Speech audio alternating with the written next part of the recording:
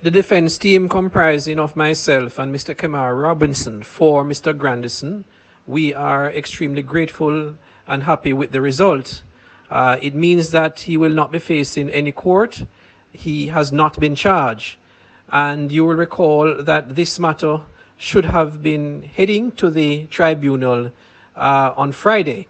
And on the eve of that, he was released.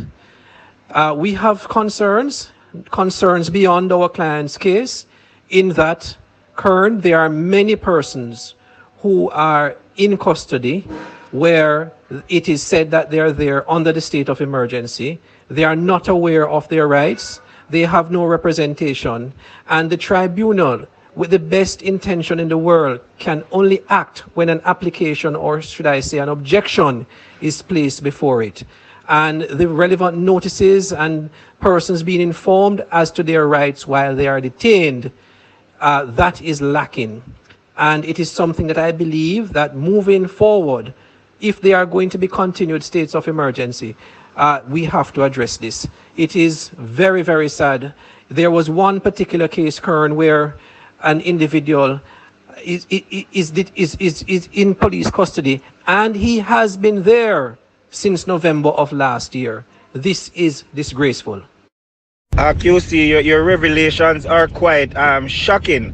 I mean, we have always heard about abuses, and persons in authority being excessive in carrying out their duties. But what you're revealing to us, we find extremely shocking. I mean, what is your next step? Because I know you represent clients, who retain you, but I mean, QC, I think you have a responsibility to be looking out for the wider Jamaica. Some of these younger persons who can't afford legal fee, for example, what is your next step? Because my heart is heartbroken to be hearing this right now.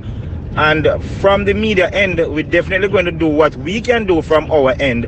But what's the next step, though, QC? What's the next step? How do you advise Jamaica? What's your message? It would seem to me that there needs to be a coordinated effort between the Bar Association, the Public Defender's Office, and the legal aid services to sensitize persons who are detained there of their rights, and to make sure that the arm of the constabulary force that deals with this kind of matter are doing their job in the sense of alerting and reminding the persons that are detained that they have a right to appeal and to provide the necessary information.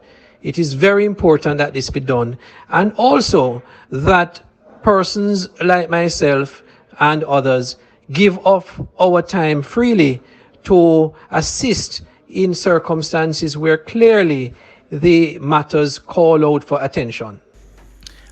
All right, so there you go. That's the learned QC, Peter Champagnie, giving me an update as it relates to Dexta Daps' case. Again, you may have heard that clip before, but again, whichever news media entity that you would have heard that interview from, it would have come from this conversation that I had earlier with Peter Champagnie. And a lot of us wondered, when we saw Dexta Daps being taken into custody by the police, being parading through his community.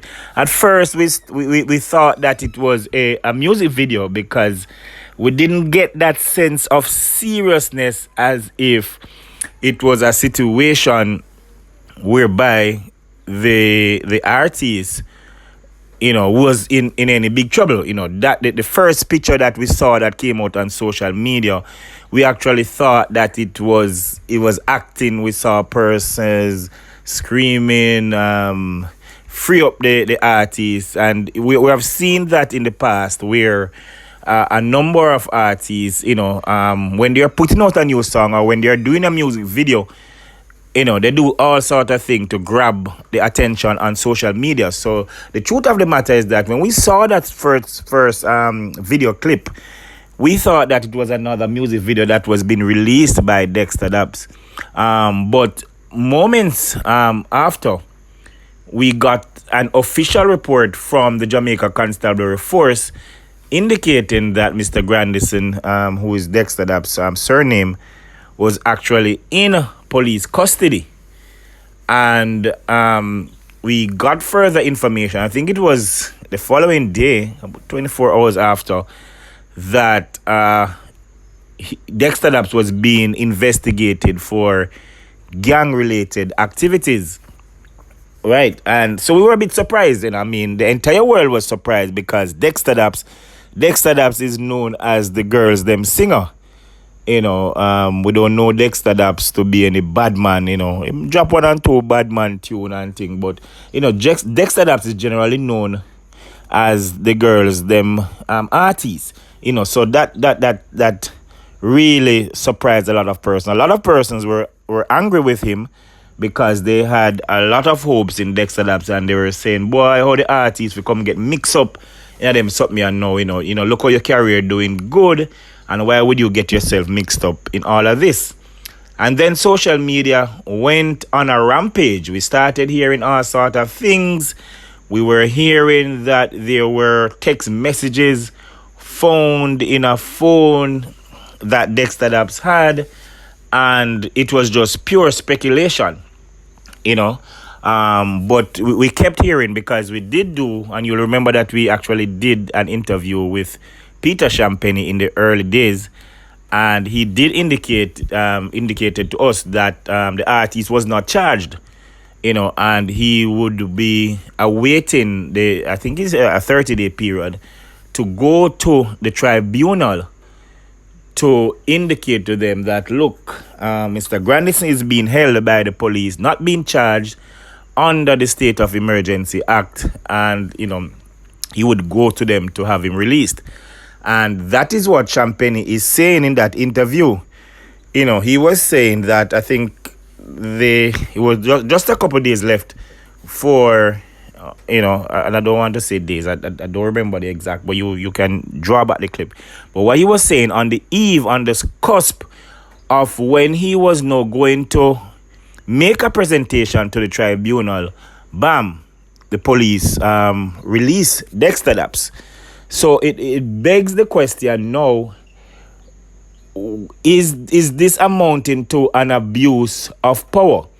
Because, as you know, under the state of emergency that is presently taking place in a number of parishes, persons can be taken into custody pending further investigation. But there is a certain time frame that within that they can be held, or well, that is what the public was fed. We have been told that persons can be held for questioning for a prolonged period, not a legal mind, so I don't remember the exact amount of days. But what we're hearing now, what Mr. Champagnie is saying, that when a police officer arrests you under the state of emergency and they have you in lockup, right? If somebody does not indicate to the tribunal that, look, we have John Brown, or John Brown is arrested or being held by the police, and we want to find out what's happening and we have an objection. If somebody does not trigger that, then the person can be in jail. And what the lawyer is saying, that he's recognizing I'm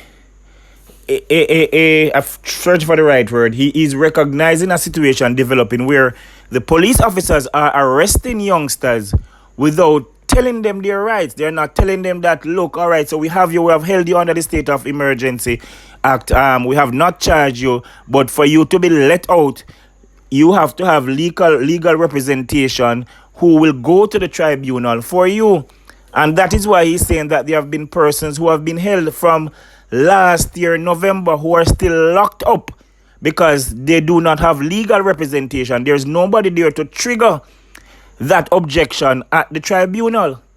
And, that it seems to me is amounting to an abuse of power. And how many of these youngsters, this is the point that I was saying to Peter Champagnie, it is very shocking because the average youngster is not even able to retain legal fee. To retain a lawyer, they do not have legal fees. They can't afford it. And furthermore, when they are locked up by the police and languishing in jail, these persons do not know law. They don't know the legal system. So if a police doesn't say, hey, John Brown, we have arrested you under the State of Emergency Act, we can hold you for a certain amount of time, but if you want to be released, you have to get somebody to raise an alarm, raise an objection at the tribunal. Then they won't know. So they are just going to be there, sitting there in prison, worrying they don't know what to do. The tribunal can't act because they haven't been notified.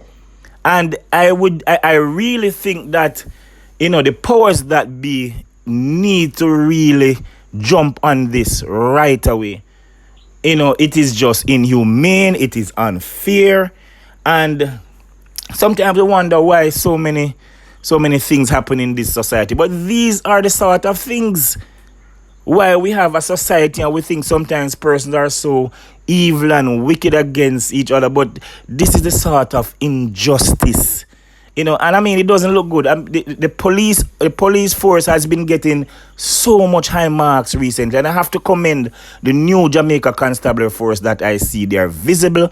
They have been showing a humane sign. And then this, and we're not taking sides here because we still want to know why Dexta Daps was being held, because we still do not know. And I don't believe that the police would have gone on a rampage of their own just to arrest the artist for arresting sake. So we are still very concerned about what that whole matter was about. But we're going to be tracking that story, and we're going to be making up some noise about this revelation that we heard from Peter Champagnie. So we'll be following that story for you. So this is what we have breaking right here at BOJTV. I'm Kern Spencer. Do remember to subscribe and hit the notification button.